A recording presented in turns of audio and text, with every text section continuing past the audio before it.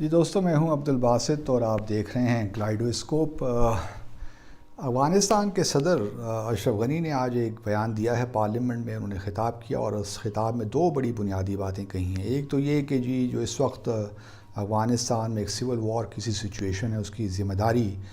امریکا پہ آتی ہے، کیونکہ انہوں نے بہت جلدی میں اپنی فوجوں کے انخلاء کا فیصلہ کیا۔ لیکن ابھی ہم دیکھتے ہیں کہ کچھ عرصہ پہلے وہ تو کریڈٹ لے رہے تھے کہ میں نے امریکا کو راضی کیا ہے کہ یہاں سے فوجوں کا انخلاء کر لے۔ اب بھارت انہوں نے اپنا بیان بدل لیا ہے۔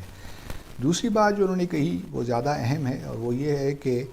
جو افغان نیشنل سیکیورٹی فورسز ہیں ان کے پاس یہ کیپیبلٹی ہے کہ وہ 6 ماہ کے اندر افغانستان میں امن لے آئیں گی۔ تو یہ تو بڑی اچھی بات ہے اگر ایسا ہو جائے کہ افغانستان میں 6 ماہ کے اندر امن آ جائے اور سول وار ختم ہو جائے، تو اس سے زیادہ میں سمجھتا ہوں پاکستان سے زیادہ کسے خوشی ہو سکتی ہے۔ پاکستان تو چاہتا ہی یہی ہے کہ یہاں امن آئے، تاکہ جو 3 ملین افغان ریفیوجیز ہیں وہ اپنے ملک عزت کے ساتھ واپس جا سکیں، مزید افغان مہاجرین نہ آئیں، اور پاکستان کے لیے اقتصادی اور معاشی راہیں کھل جائیں گی ہمارے لیے۔ تو اگر افغانستان میں امن آتا ہے تو ساؤتھ ایشیا اور سینٹرل ایشیا افغانستان ایک برج کے طور پہ کام کر سکتا ہے، اور پاکستان کے لیے بہت سی مواقع ہیں اس ساری صورتحال میں۔ اس لیے ہماری کوشش ابھی تک تو یہی رہی ہے کہ افغانستان میں امن ہو، لیکن بہرحال ابھی اتنی اس میں ہمیں کامیابی حاصل نہیں ہوئی۔ دوسری طرف یہ بھی بڑا اہم ہے کہ ہم دیکھیں کہ کون سا ملک کہاں کھڑا ہے اور اس کے مفادات کیا ہیں۔ جہاں تک دیکھیے افغانستان کے ہمسایہ ممالک ہیں، جس طرح پاکستان ہے، ہمارا تقریباً 2600 کلومیٹر بارڈر ہے افغانستان کے ساتھ۔ اسی طرح ازبکستان ہے، ترکمنستان ہے، تاجکستان ہے، ایران ہے، چائنا ہے۔ ان سب کے مفادات بنیادی طور پہ یہی ہیں کہ افغانستان میں امن آئے اور افغانستان کی جو سرزمین ہے وہ دہشت گردی کے لیے استعمال نہ ہو۔ مثال کے طور پر ابھی افغانستان کے جو رہنما ہیں ملا عبدالغنی برادر، وہ چین کے دورے پہ تھے، انہوں نے چین کے فارن منسٹر سے ملاقات کی اور ان کو یقین دہانی کروائی کہ افغانستان جب طالبان اگر آ جاتے ہیں، اسلامک ایمریٹ افغانستان قائم ہو جاتی ہے، تو وہ افغانستان کی سرزمین جو ETIM ہے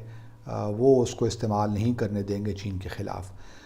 تو اسی طرح ہمارا بھی یہی ہے کہ TTP جو ہے یا BLA BRA، اس قسم کی جو دہشت گرد تنظیمیں ہیں، ان کو افغانستان میں سینکچریز حاصل نہ ہو، یا ان کو وہاں اسپیس نہ ملے کہ وہ چین یا پاکستان یا دوسرے جو نیبرنگ کنٹریز ہیں وہاں دہشت گردی کی کارروائیاں کریں۔ جہاں تک اور روس کا بھی میں سمجھتا ہوں کہ یہی معاملہ ہے۔ روس گو کہ ڈائریکٹ نیبر تو نہیں ہے، لیکن وہ اس سارے خطے میں بڑا اس کا امپورٹنٹ رول ہے، اور وہ بھی یہی چاہتا ہے کہ چیچن وغیرہ کے جو ایشوز ہیں اس میں بہت سے ملیٹنٹس یہاں پہ آئے تھے افغانستان میں، تو اب ان کی خواہش یہی ہے کہ، اور میرا اپنا خیال یہی ہے کہ طالبان ان کے مفادات کو اپنے سامنے رکھیں گے۔ جہاں تک بھارت کا تعلق ہے دوستو، وہ تو بڑا کلیئر ہے، وہ تو چاہتے یہی ہیں کہ یہی حکومت قائم رہے اور کسی طریقے سے طالبان کو صفحہ ہستی سے مٹا دیا جائے، اور اس کے لیے وہ ابھی تک طالبان حکومت پہ انویسٹ کر رہے ہیں۔ بلکہ ابھی شنید تو یہی ہے کہ یہ بھی ہے کہ جو ہلمند میں لشکرگاہ میں جو اس وقت لڑائی جاری ہے، اس میں بھارت کی فضائی جو طاقت ہے وہ استعمال ہوئی ہے، فضائی ان کے طیارے استعمال ہوئے ہیں، بمبارڈ ایئر اسٹرائکس طالبان کے خلاف۔ تو اور وہ ان کا، چونکہ ان کا انٹرسٹ یہی ہے کہ اگر کوئی ریکنسلیشن نہیں ہوتی تو کم از کم سول وار جو ہے وہ جاری رہے افغانستان میں، کیونکہ اگر سول وار جاری رہے گی تو پاکستان جو ہے وہ بھی انگیج رہے گا افغانستان میں، اور اس کی جو توجہ ہے جموں اور کشمیر سے ہٹی رہے گی، اور وہ اپنا کام وہاں پہ کرتے رہیں گے۔ تو جو بھارت کی جو پالیسی ہے وہ بڑی کلیئر ہے، یا تو ڈیموکریٹک افغانستان ہو، جو کہ ہم بھی سب یہی چاہتے ہیں کہ ڈیموکریٹک افغانستان ہی ہو، لیکن جو صورتحال ہے افغانستان میں وہ شاید ہمارے ان خواہشات سے کوئی اس میں ہم ہنگی نہیں ہے۔ لیکن بھارت، چونکہ ہم سول وار بھی نہیں چاہتے، ہم نہیں چاہتے کہ بہت پرولونگڈ ہو، کیونکہ جتنی یہ پرولونگڈ ہوگی ہمارے لیے مسائل زیادہ بڑھیں گے۔ لیکن بھارت کی بہرحال یہ خواہش ہوگی کہ یہ سول وار جیسی سچویشن رہے، افغانستان انسٹیبل رہے، کیونکہ اس کا منفی اثر تو پاکستان پہ پڑتا ہی ہے۔ تو ان کی بہرحال یہ میں سمجھتا ہوں کہ ان کی پالیسی اس وقت یہی ہوگی۔ جہاں تک امریکہ کا تعلق ہے، امریکہ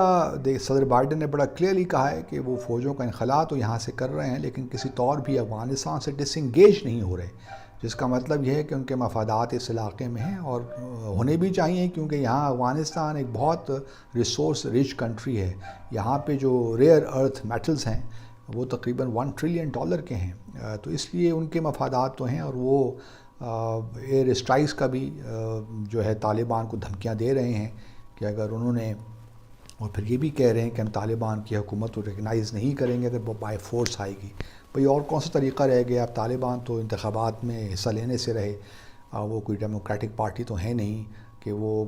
انتخابات میں جیت کر وہ آئیں گے۔ ان کا پہلا یہی ہے کہ وہ اسٹیبلش کریں اسلامک امارت آف افغانستان، اس کے بعد جو ایک پولیٹیکل پروسیس ہے آن بورڈ کچھ لوگوں کو لے لیں،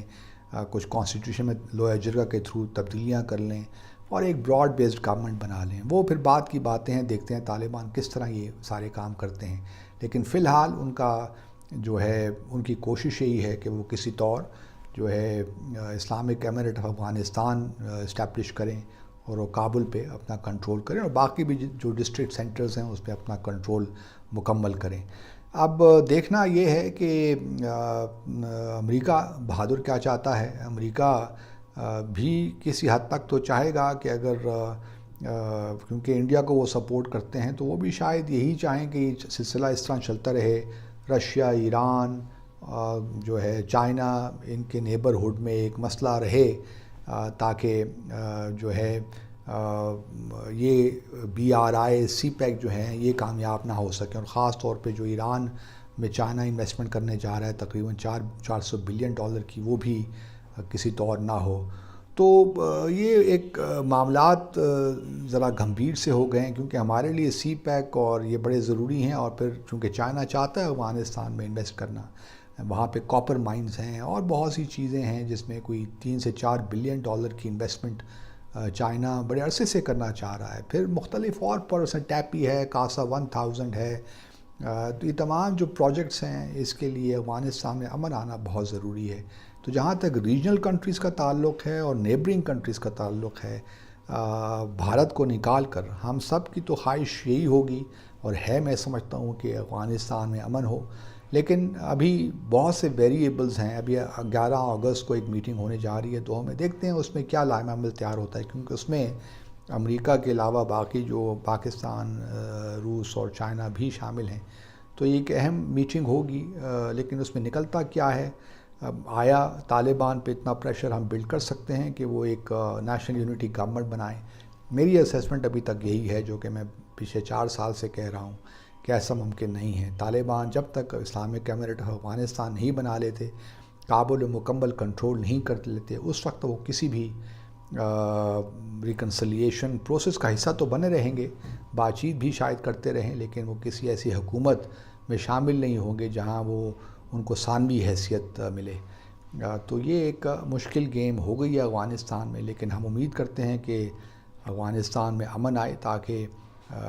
ہم اپنی ڈیولپمنٹ میں فوکس کر سکیں، اور جو خطے میں جو غربت کے حالات ہیں ان کے ساتھ ہم نبرد آزما ہو سکیں۔ آپ سب کا بہت بہت شکریہ۔